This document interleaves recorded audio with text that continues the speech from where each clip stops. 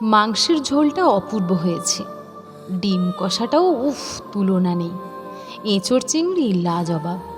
কিন্তু মাছটায় এমন নুন! চলবে আজ সারাদিন এই নুন মাছের গল্প।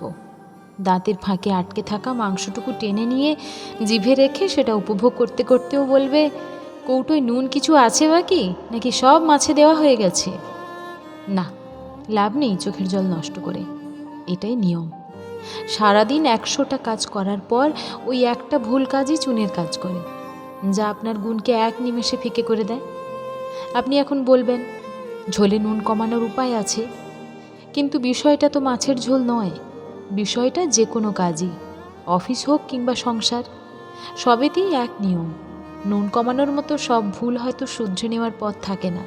তাহলে এখন উপায় একটাই, কোণঠাসা দোষারোপ। কিন্তু নিয়মটা বোধহয় ঠিক নয়। কারোর শুধু ভালোটুকুই না, খারাপটুকুও গ্রহণ করতে হবে। খারাপটা বারবার না শুনিয়ে বরং ভালোগুলো নিয়ে চর্চা করলে ভবিষ্যতে ভুল হওয়ার সম্ভাবনা অনেক কমে যায়। ভালো শোনার লোভ এমনই, তাই ভালোর মতো খারাপগুলোকেও গ্রহণ করে এগিয়ে চলাই সুন্দর মানসিকতার পরিচয়।